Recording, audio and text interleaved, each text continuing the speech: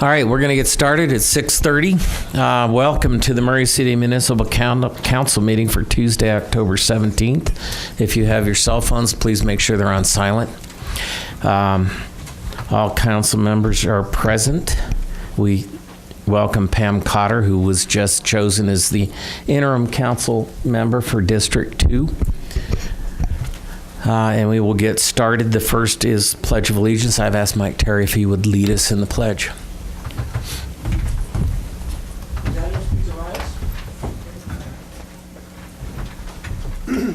I pledge allegiance to the flag of the United States of America and to the republic for which it stands, one nation, under God, indivisible, with liberty and justice for all.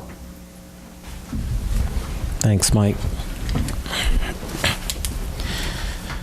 Okay, we have two sets of minutes to approve. One set from the council meeting for September 19th, 2017, and the other from the meeting from October 3rd.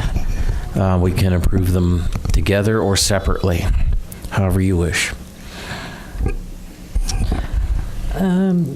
If that's okay, I'll take them together and move approval for the minutes of September 19th and October 3rd, 2017 for the Murray City Council. I'll second those. Okay, we have a motion and a second. All in favor? Aye. Any opposed? Motion carries. That brings us to special recognitions. The first one is a presentation of a congressional record by Senator Orrin Hatch to former Mayor Ted Ayer's family. Melanie Bowen who's the state director for Senator Hatch, will be presenting. Melanie.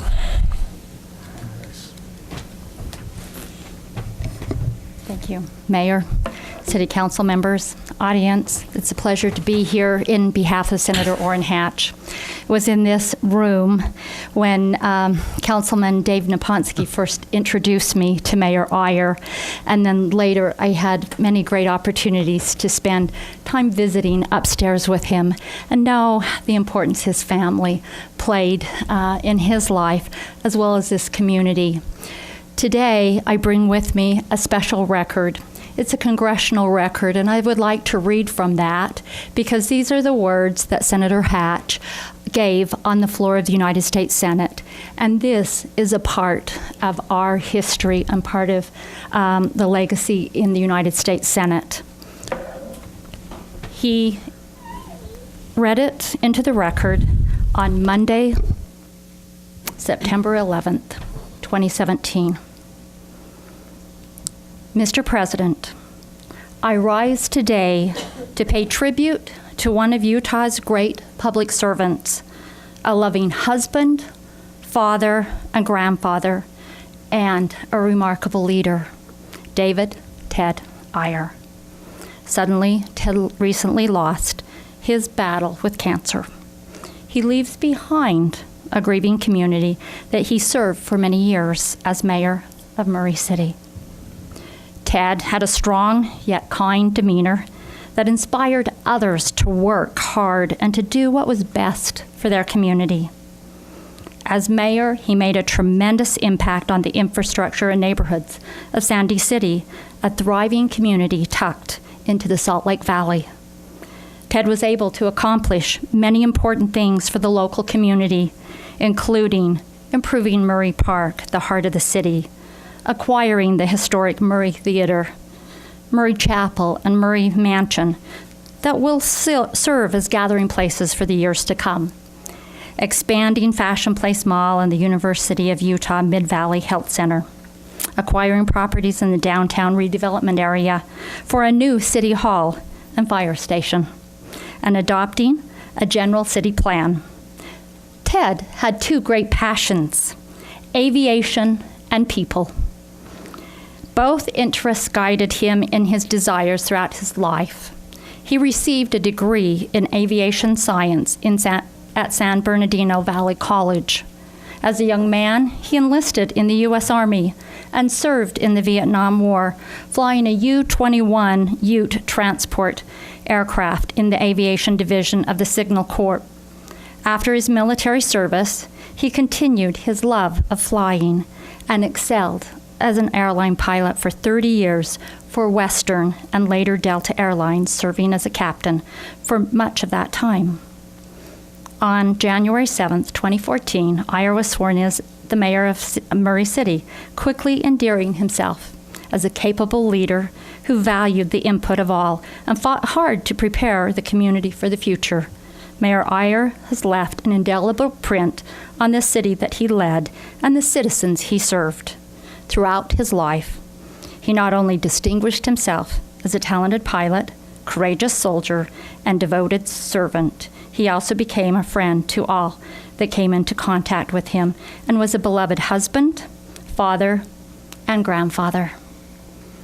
Mr. President, I am grateful for the opportunity to pay tribute to a great man.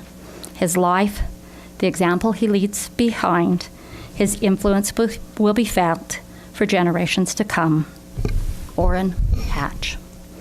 I would like to invite Cam Dill, the new Executive Director, CEO of the Utah League of Cities and Towns, to join me in making this presentation to Mrs. Ruth Iyer and her family.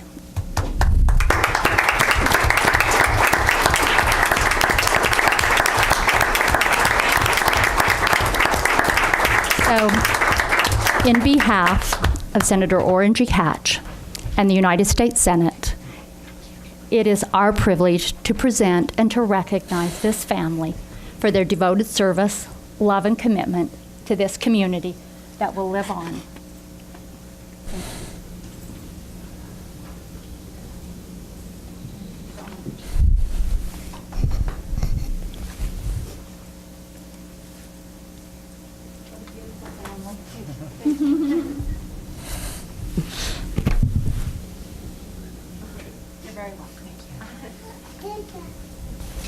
Thank you very much, Mayor. Thank Council. you. Thank you, Melanie. Give another hand, Kim.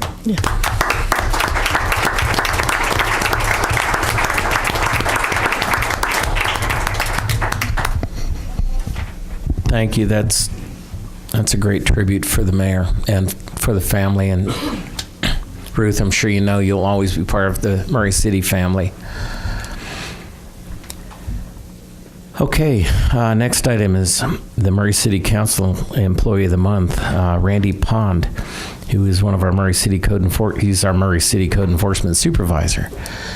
And I know he's here. I saw him. Hey, Randy. We'll let Brett Hales and Chief Burnett will do the presentation. Come on up, Randy.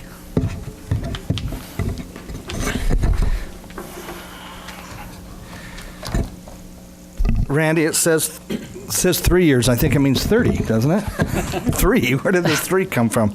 I looked at Diana and I said, well, Randy's been here a lot longer than 3 years, hasn't he? Anyway, we've seen him a lot, and he's sure done a great job for Murray City, for all of us. And we started this program. Come on up, Randy. We started this program about 5 years ago, and so as a council, we just wanted to show appreciation to you for all that you do on our behalf and for all the citizens of Murray. And so here is a certificate signed by the council, and then we'll put your name on the plaque back here, and then here's a $50 gift card for you or for whoever gets that. Does that go to someone else? Okay. I never say who. I just they look back at someone else that gets that $50. So anyway, so we're glad that. But anyway, we appreciate you, and as a council, just want to show our appreciation to you. Thank you. Thank you very much. You bet. Thank you. You know, by saying that it seems like he's been here for 30 years, that's because in 3 years he's done 30 years worth of work. I mean, Randy doesn't lack for energy and willingness to go out and take care of the good citizens of Murray. And we were very lucky to get him when we had an opening a few years ago. He brings a lot of experience with him, or brought a lot of experience with him. He's spent 23 years with West Valley City Police Department and retired out there as a sergeant. So he's got good experience and people skills. And between he and Christina, they do a lot of work, and they're very proactive in going out and helping to take care of the needs of our community. in the short time he's been doing this job, he's now the president of the the Code Enforcement Association, and seeing to training and working with training and making sure that other code enforcement personnel around the state are receiving training in the things they need to do. And there's so much that they need to do here with in Murray, taking care of some of our issues. But there's one paragraph that was written on this award for him that I think kind of explains a lot of what he's doing today. And it says he's been instrumental in the closing of many dilapidated buildings in Murray City that were a danger to public health. He has worked diligently with state and local organizations to educate, help, and relocate individuals who are currently without residency who have recently moved within Murray City boundaries. Now, there's a lot of work, and it's great to have people like Randy who oversee our work and take care of those that are sometimes a lot less fortunate than we are, and it takes a lot of compassion. So, well deserved on our part, we think. Congratulations. Thank you.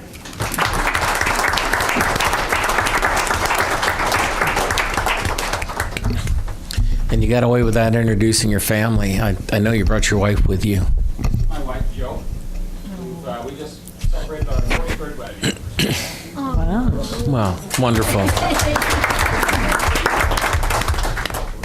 Thank you for the good work. Okay, next one's a fun one. The introduction of the 2017-2018 Miss Murray, Jessica Christensen. Mayor Camp.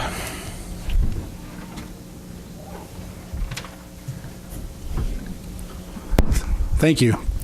On September 13th, I had the opportunity to attend the Miss Murray pageant and represent the city, and had a very enjoyable evening witnessing the great talent that was displayed there. I'm very, very pleased to be able to introduce to you this evening the winner of the pageant, our Miss Murray for 2018, Jessica Christensen. Jessica is will make a presentation here shortly, and I know you'll be impressed. You have her bio, and first of all, let me say that her parents, David and Catherine Christensen, I had the opportunity to meet them at an event a couple of weeks ago, and it's easy to see why Jessica is so charming. Her parents are as well, and they're just great people. Jessica danced on the grill team. I've watched too much Food Network, I guess.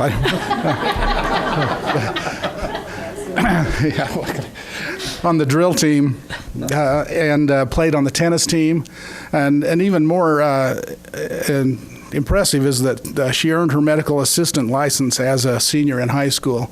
And you have her bio. I hope you've looked it over.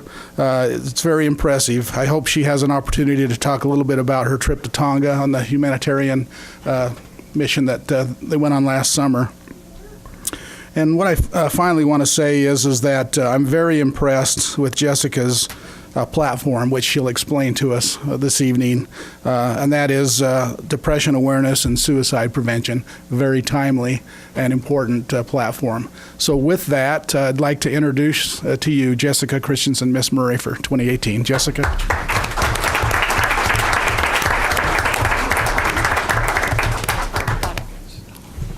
I'm happy to be with you all tonight. This is a new experience for me, but it's wonderful. I'm Jessica Christensen. I am tall. Get it from my father. I'm Jessica Christensen. I'm the new Miss Murray 2017 to 2018. And my platform, there we go.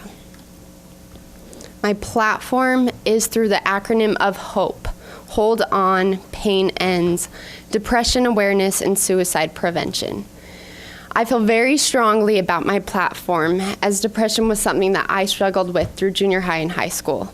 My depression led to self-harm, and it led to constant thoughts of suicide.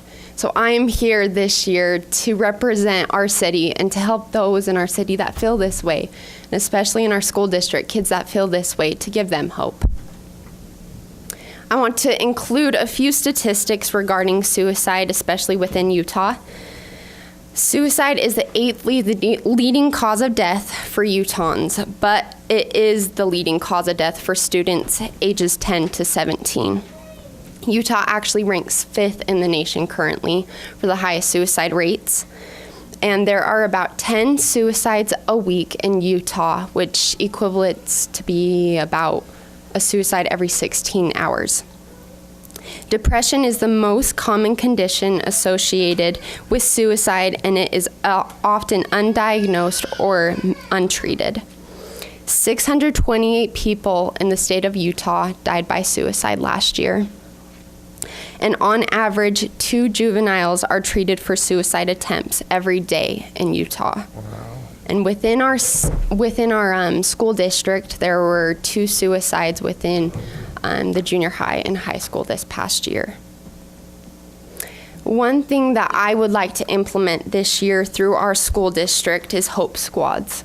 Many of you have probably heard of them, but if not, I will include what they are and how they were started. Hope Squads are a school-based peer-to-peer suicide prevention program.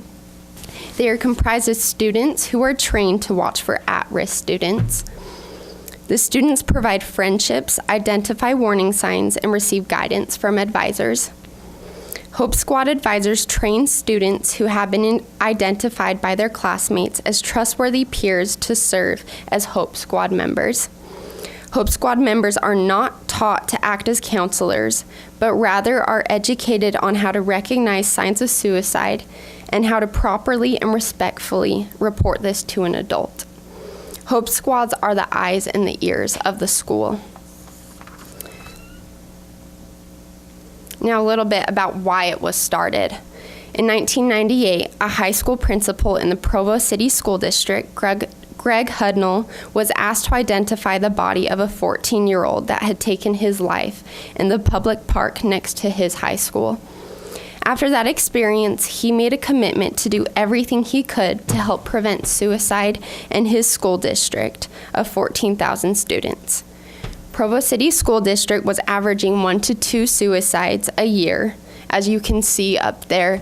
And after Hope Squads were implemented, there were no suicides within a 9-year period. The Hope Squad has now spread throughout Utah to Alaska, North Carolina, Texas, Wyoming, Indiana, and Oklahoma. Last year alone, Hope Squads referred more than 1,800 kids for professional help, and more than 200 were hospitalized. Now, I know that this is kind of a heavy subject, but I want to end on hope. I'm a firm believer in hope, as I am a walking cause of it. If it weren't for hope, I would not be here today. I want to give the hope that I once lost to these kids who can't seem to find it. That is my ultimate goal throughout this year, to let them know that they aren't alone, that it's okay to feel this way. Because back then, I thought that I was the only one that felt this way. Yet there are so many people out there who feel this way, and something needs to be done and it needs to be talked about. Lastly, I just want to include a few resources. There's a suicide prevention hotline, which I've included, the Stop Bullying website, LGBT hotline, and then lastly, the Safe Utah app, which is a great resource. It's for teachers, students, parents, anyone. It's actually at the University of Utah, Uni. And it's a great resource. It's an app you download on your phone, and it allows you to either text or call to a crisis counselor, which is kind of cool since us millennials seem to like to text better. And so that allows them to text into a crisis counselor and receive the help that they need. Any questions? Awesome. Thank you so much.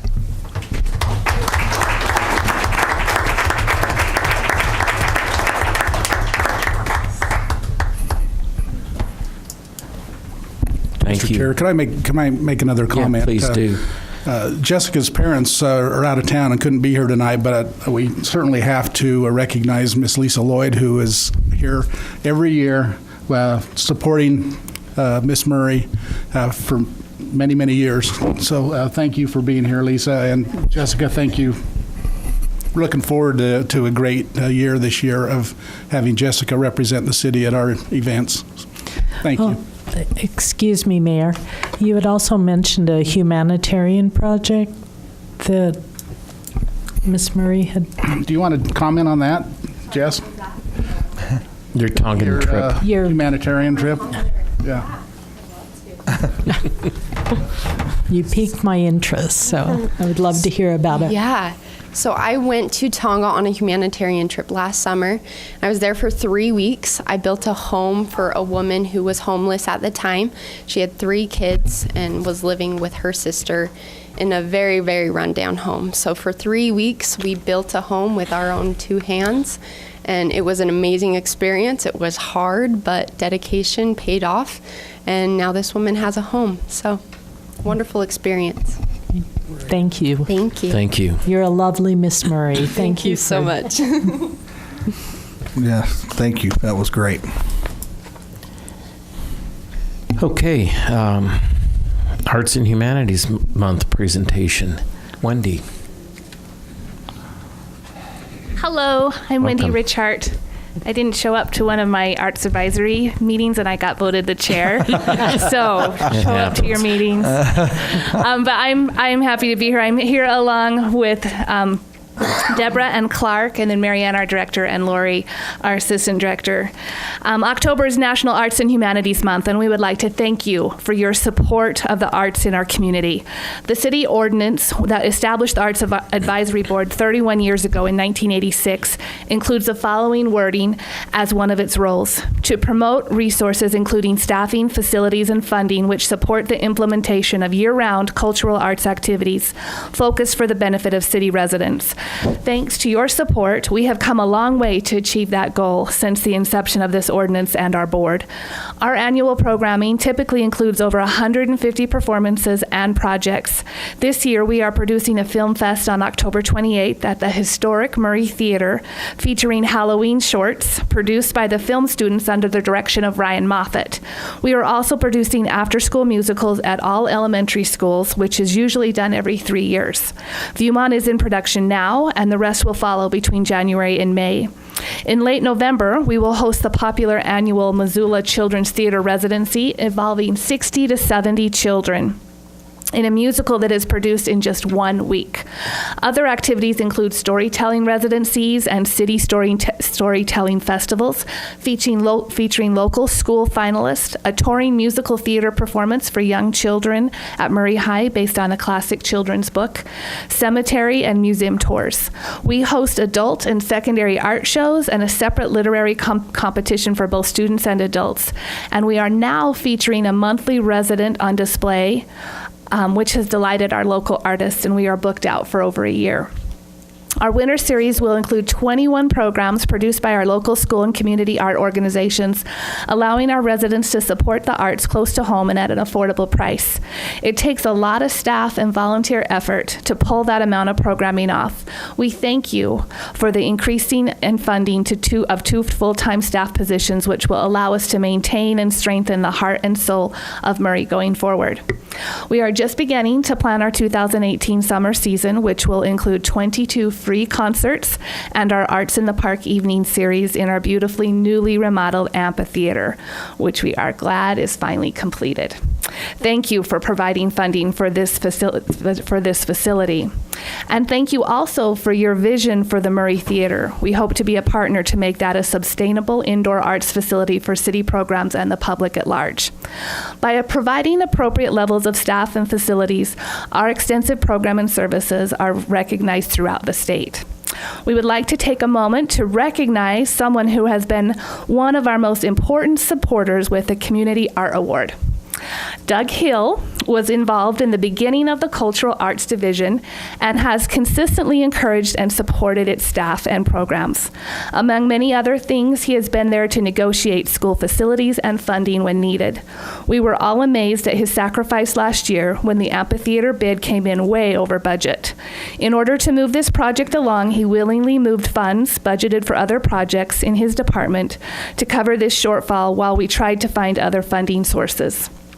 We hope this small recognition will show our appreciation for his support and leadership. Thank you, Doug, for being a friend of the arts and helping us in our mission to bring the arts to our community and making Murray a great place to live. You are the best. And I understand he didn't want any fancy award, but we got him this flexi puzzle. And you can choose a challenge, you can bend the puzzle and find a solution. And so we really appreciate all that he's done for us.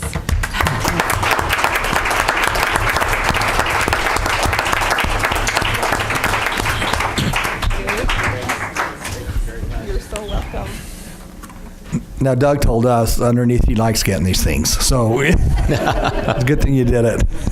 That's great, Doug. Thank you. That was awesome. Thank you. And Marianne, thank you. That's impressive. Yes. We're going to go to board meeting. Well, you better hurry then. Okay, as they file out, we've come to the point for citizen comments. We have two public hearings scheduled, so if you're here to talk about the public hearing, please keep your comments until that time. But anybody who would like to speak to the council, please come forward. We ask that you give us your name and limit your comments to 3 minutes. Would anyone like to speak? Were you speaking for a group? Yes. She asked for 5 minutes. Okay, that'll work. I'm speaking for Preserve Murray. We are very concerned that our heritage here is not being saved. The Vine Street Church, which has been a private school for years, is worth preserving. It was built in 1907.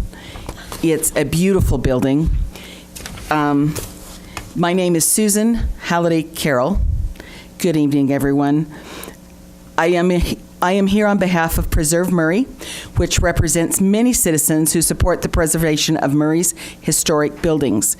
This includes the Murray First Ward building, which the city has approved for demolition as part of a project to construct an assisted living center. Pursuant to paragraph 4 of the development agreement of the City Council approved on June 20th, 2017 for the project, any changes to the configuration of the project shall be subject to approval by the Planning Commission.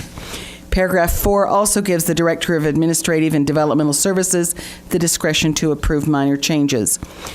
Given the historic importance of this building, and there's also other buildings which we know are not going to be preserved, the 3 duplexes in the area and the Carnegie Library. But we would really like to preserve just the chapel section of that big building, not the recreation center, not the other offices, but to incorporate the chapel into the assisted living center. We expect that any alternative to the approved developmental plans, no matter how small, will be presented to the Planning Commission for review, public comment, and approval pursuant to paragraph 4 of the development agreement. We also expect that the City and City Council will assure full compliance with the development agreement, the Planning Commission's certificate of appropriateness, and the approved development plans for the project. Preserve Murray has also prepared its own architectural plans that show that the First Ward building can be incorporated into the Senior Assisted Living Center at less cost than the developer's proposal. Preserve Murray recognizes that you are often faced with difficult decisions and appreciates your dedicated service. You are, however, responsible for preserving the city's historic fabric, including historic buildings. Accordingly, we will do everything within our power to work with the city and its citizens to preserve Murray's historic fabric and to support city officials and policies that share this goal. Now, this is a building that is central to the history of this area. It was built in 1907 as a stake center. It was built at great cost to the people then. It is almost as old as Murray. And it has been a center of not only religious worship, but musical performances. and theatrical performances for as long as we were using the building as a church. This beloved historic building that means so much to our community, it could be a beautiful non-denominational chapel and worship space, which would be an asset to the residents of the Senior Assisted Living Center. It also would be a lovely space for musical and theatrical programs for the residents because it has wonderful acoustics. It has wonderful sight lines. It's a beautifully built space. If the existing windows were replaced with colored glass, not necessarily stained glass, but just colored glass, it would give it such a feeling. Most assisted living centers, they hold their worship services in the cafeteria, which it does not help those residents, many of them who can't leave for the most part. It would give them a space where they would feel like they were going to church, and it wouldn't matter what their denomination was. It would be a non-denominational space, and this would really enable them to enjoy their worship services. It also would be a great place to bring musical performances and other performances for the benefit of the senior citizens that are living there. I have taken many musical productions into rest homes and other places, and it's sad with bad acoustics and everything. We need to preserve our heritage. We need you to help us. Please do not destroy this building and everything it stands for. Thank you very much. Thank you. Would anyone else like to comment? Okay, moving on. Item number 1, the only item on the consent agenda, is to consider confirmation of the mayor's appointment of Bob Dunn to the Murray Personnel Advisory Board in an at-large position to complete the remainder of a 3-year term to expire on June 30th, 2019. Mayor. Yes, thank you. All of you know Bob Dunn, and we have, when I say we, Mike Terry and I have sat down with Bob and talked with him about filling this position on the Personnel Advisory Board.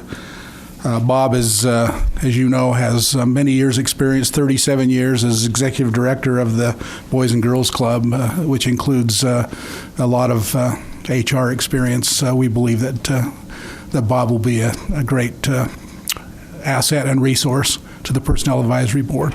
So we're asking your approval for that, or your confirmation for that appointment. Okay, and Bob is here. Bob is here. You want to stand up? Yeah. Wave. We love Bob. Thanks, Bob. See what happens when you retire? All kinds of opportunities. All right, I would entertain a motion then to adopt the consent agenda. I'll move that we approve the confirmation of the mayor's appointment of Bob Dunn to the Murray Personnel Advisory Board in an at-large position to complete the remainder of a 3-year term to expire on June 30th, 2019. I'll second. Okay, we have a motion and a second. Any discussion? Jennifer, if you would, please. Aye. Aye. Aye. Aye. All right, motion carries. Welcome, Bob. Thanks for being willing to serve again.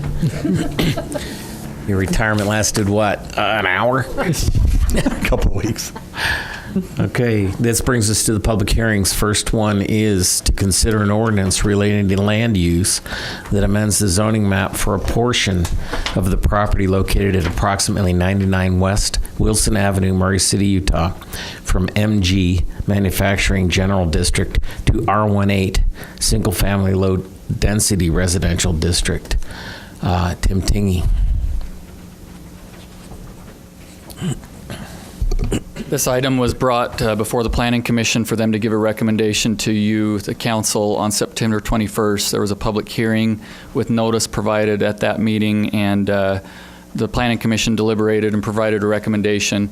You have the information in your packet. This is a situation where you have a property that was owned by a single owner at one time, and then it was split, and it's become 2 owners, and there is a lot line that goes through one of the structures. So this is an opportunity to to do a cleanup on that property to allow for 0.35 acres to be part of the residential area, and it needs to be zoned that way so they can facilitate and have setbacks for the existing residential structure as part of this development. So it's supported by the general plan for this to go to single-family residential R18.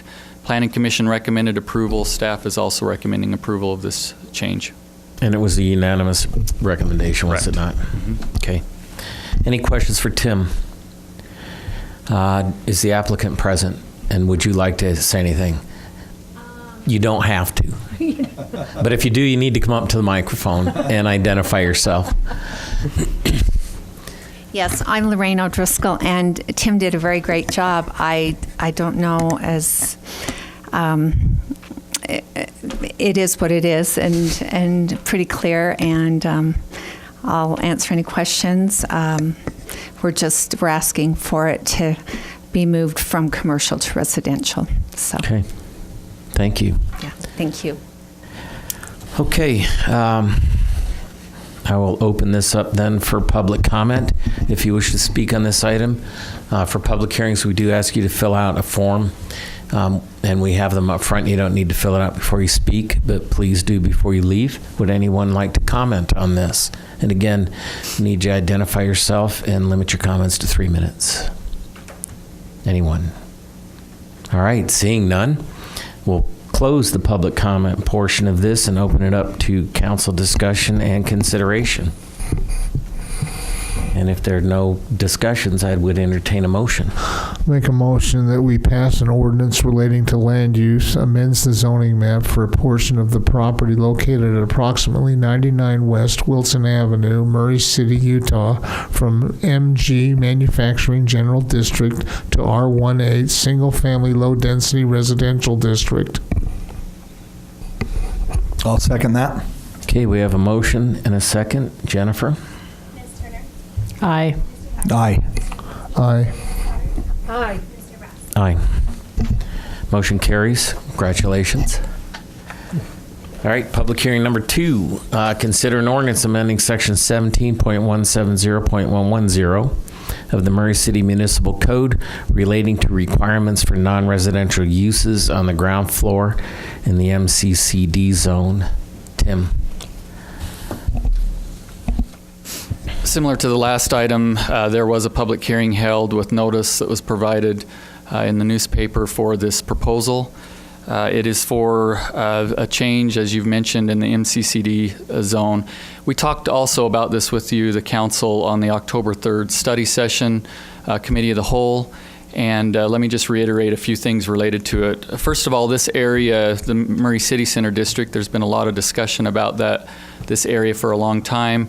It's our downtown area. We want to promote a mix of uses, which is part of the vision for the area with commercial and a mix of residential, create an area where there's a vibrant, walkable community that's close to the tracks and front runner stop. As part of that, there's been a requirement that there is no lower level residential allowed on proposals for both multifamily and apartment high-rises. So there has to be lower level commercial, upper level residential. So this proposal is basically to allow for up to 15% of the ground floor, this is included in your packet of information, of residential use that supports the residential use up above. So things such as leasing offices, clubhouses, or other similar concerns related to the residential uses. That's what the proposal is. It's being proposed by a development group. Staff has had concerns with this proposal that there is not a limit to what can be included in that 15% area. The Murray City Center District Advisory Committee also had concerns with this, that if you have a large building, say 35,000 square feet, that you could have 3,000 to 4,000, depending upon the square footages, of lower level residential amenity uses. And we felt that it was important for a cap on that. So staff actually had recommended a modification to this. We feel like it does meet the intent of the Murray City Center District area, primarily because if you have residential up above, you want to have an opportunity for people to have good accessibility to a leasing office and not have to go up several floors. So we felt like there's merits to this proposal, but we wanted to recommend some restrictions on it. So the restriction that we recommended was allowing that opportunity for 15% or 1,000 square feet, whichever is less of that lower level, to be allowed for lobby areas or leasing office. So to have some restrictions on that. So this was deliberated upon by the Planning Commission. They gave a unanimous recommendation after a recommendation by the Murray City Center District Advisory Committee, as well as staff, to include this modification that staff's recommending and allow for this. So staff is recommending approval. Once again, the Planning Commission unanimously recommended approval of this modification that staff is submitting to you. Any questions for Tim? I have one. So let me clarify. This means they would only be able to do leasing offices and or lobby. Correct. So that's it. Correct. No gyms.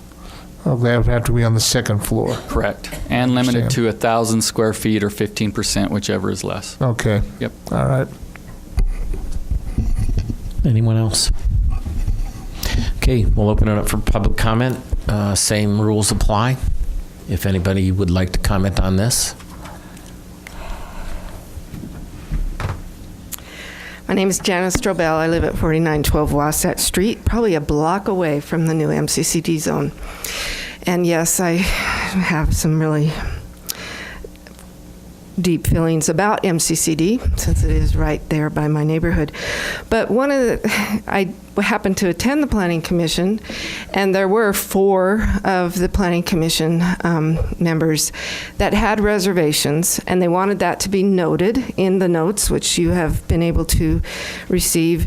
And I think part of what they are concerned about is that we're limiting this space because we want all this frontage for the commercial aspects of MCCD.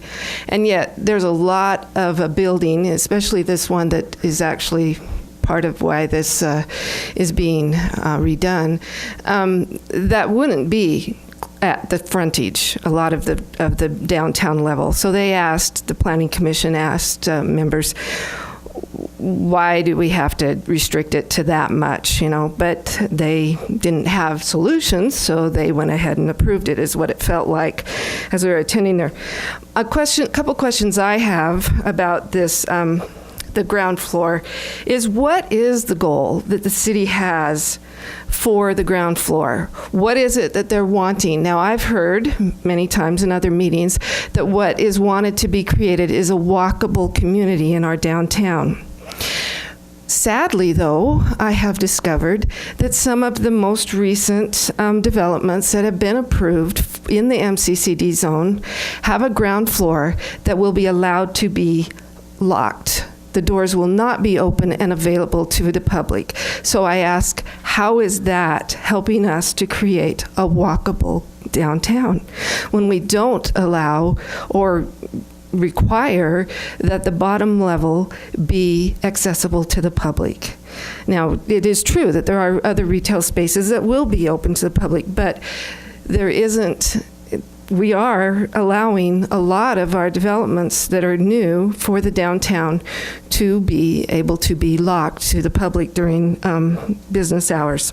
So is Murray really, are these restrictions and part of what we're doing with zoning really helping to create what I understood was a very big goal of the redevelopment of our downtown, is creating it to be a walkable community? Are we doing that? That's my question. Thank you. Thank you, Janice. Would anyone else like to comment? Okay, seeing none, I will close the public comment portion of this. Tim, do you want to respond on anything on the comments? Okay.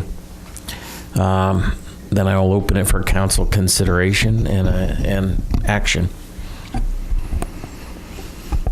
I will move to adopt the ordinance amending section 17.170.110 of the Murray City Municipal Code relating to requirements for non-residential uses on the ground floor in the MCCD zone. Second that. Okay, we have a motion by Ms. Turner and a second by Mr. Nick Ponsky. Any discussion on the motion? Okay, Jennifer. Aye. Aye. Aye. I'm going to abstain because I do not have enough information and I have some questions, but I'm going to abstain right now. Aye. Motion carries. Turn that off too quick. Okay, we have no unfinished business. We go to new business. First item is to consider a resolution approving an interlocal cooperation agreement between the city and Salt Lake County for receipt of this by the city of Tier 2 Zoo, Arts, and Parks funds in the amount of $79,000. Doug. Well, speaking of Arts and Humanities Month, this is further evidence that Murray City is supporting the arts in our community. The staff, Mary Ann Kirk in particular, I give credit to this, has applied for a grant from the county Zoo, Arts, and Parks tax, the cultural arts portion of that tax, and we received the grant of $79,000 to help go towards supporting the arts programs in our city. And this evening, then, you are considering the agreement between Salt Lake County and Murray City to accept these funds and then how these funds are to be used. Primarily, the funds can be used for supporting any of our arts and arts and humanities programs. We are required, of course, to give recognition to the ZAP program at any of our events and in any of our literature that we publish. But beyond that, it's revenue to the general fund for the arts program. So be happy to answer any questions if you have any. Any questions for Doug? I would entertain a motion then. I'll move that we approve the resolution of the interlocal cooperation agreement between the city and Salt Lake County for receipt by the city of Tier 2 Zoo, Arts, and Park funds in the amount of $79,000. Do we have a second? I'll second that. Okay, we have a motion by Mr. Hales, second by Mr. Nick Ponsky. Jennifer. Aye. Aye. Aye. I wish it was more money. My daughter works for a nonprofit organization. She works for Discovery Gateway Museum. And I wish there was more money. But I say aye. Yes. Yes. Aye. Motion carries. Finally, we will consider a resolution approving an interlocal cooperation agreement between the city and Utah Department of Transportation for the purpose of setting out the terms and conditions for utility work necessitated by the project identified as SI-15-7 324-297, I-15, et cetera, SB 123rd South to SR 201. So essentially, they're going to be building on I-15 between SR 201 and 123rd South. So for those of you who needed a surprise tonight, the barrels go back on I-15. Bryant, and I'm remiss in saying Bryant Farnsworth is sitting in for our city attorney, Frank Nakamura. So Bryant, yes. Thank you. Welcome. Thank you. It's to you. All right. Well, as you noted, the Utah Department of Transportation is working on a project involving I-15 southbound. To facilitate this project, they would like the cooperation of the city to relocate or modify some of its power facilities. The city wants, the power department would like to do this work on their own rather than having a subcontractor of UDOT perform that work. So what UDOT has proposed is a master agreement this would allow the city to relocate or modify the facilities as needed to help facilitate their project. UDOT would then reimburse the city for the work and in moving these facilities. What they have is a general agreement that deals with the general terms, the specific amounts of reimbursement, and the specific locations that would need to be moved or modified would come through in supplemental agreements. So as the project moves forward and as UDOT determines what facilities actually need to be moved, supplemental agreements would be signed or go through to show what reimbursement would come to the city. These are, because it deals with reimbursement, we wanted this to come before the council as an interlocal agreement. These have been done in the past and are somewhat commonplace. But again, we wanted the council to be aware of and sign off on any agreement involving reimbursement like this. Thank you. Any questions for Bryant? All right, I would entertain a motion then. I'll make a motion that we approve a resolution approving an interlocal cooperation agreement between the city and Utah Department of Transportation, UDOT, for the purpose of setting out the terms and conditions for utility work necessitated by the project identified as S-115-7, paren 324 in paren 287, and I-15 southbound 123 south to SR 201 in Salt Lake County, Utah. I'll second. Okay, we have a motion by Mr. Nick Ponsky and a second by Ms. Turner. Any discussion on the motion? Aye. Aye. Aye. Aye. Aye. Motion carries. And finally, Mayor, your report. Thank you. Just a couple of items briefly.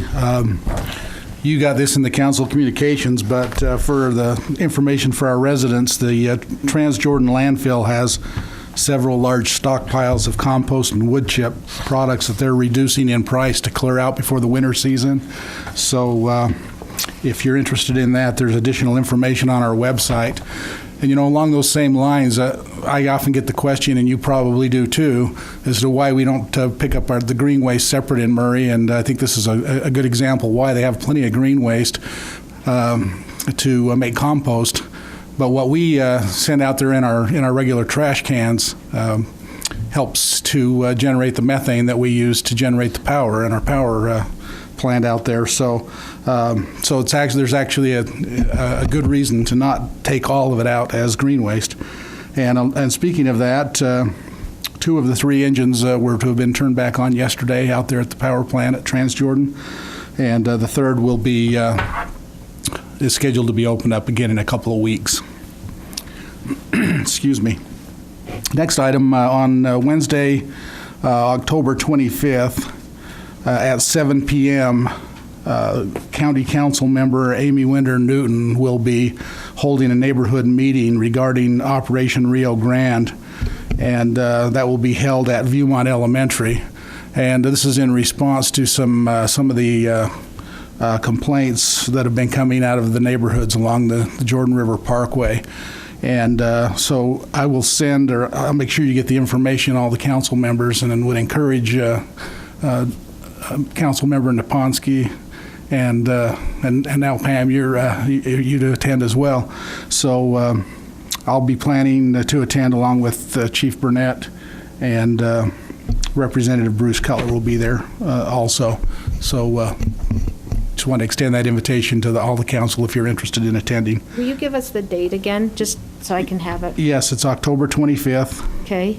At 7 p.m. Thank you. And that's at Viewmont Elementary. Yep. And I'll send you the information. That's fine.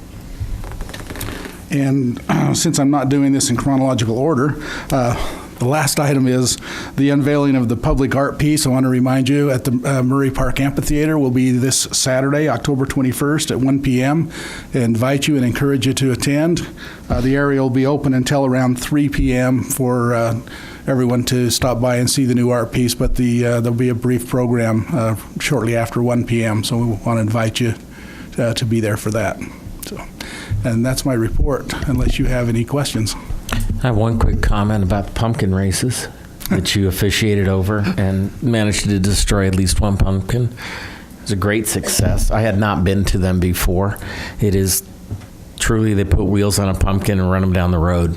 And it's carnage. It's chaos. It was absolutely fabulous. My 2-year-old, who was hard to keep entertained, was riveted. And so we're going to participate next year. So it was a lot of fun. It's one of the many things that Murray City does that makes this city the way it is. So it was a lot of fun, and the pumpkin that I raced, unfortunately, the wheels didn't touch the ground. It was high centered, so I had to send it down the hill like a bowling ball. Needless to say, I didn't win. Remind us when the Haunted Woods. October 23rd, 24th, 25th. 6:30 to 8:30. It is $5, and we hope to actually have food trucks there this year also. So that's good. Please come out. The website's had 8,200 visits, so it could get crowded, and that is to raise money for the prevention of child abuse. That's great. Cool. Any other questions for the mayor? Thank you. Thank you. Since there is no other business, we are adjourned.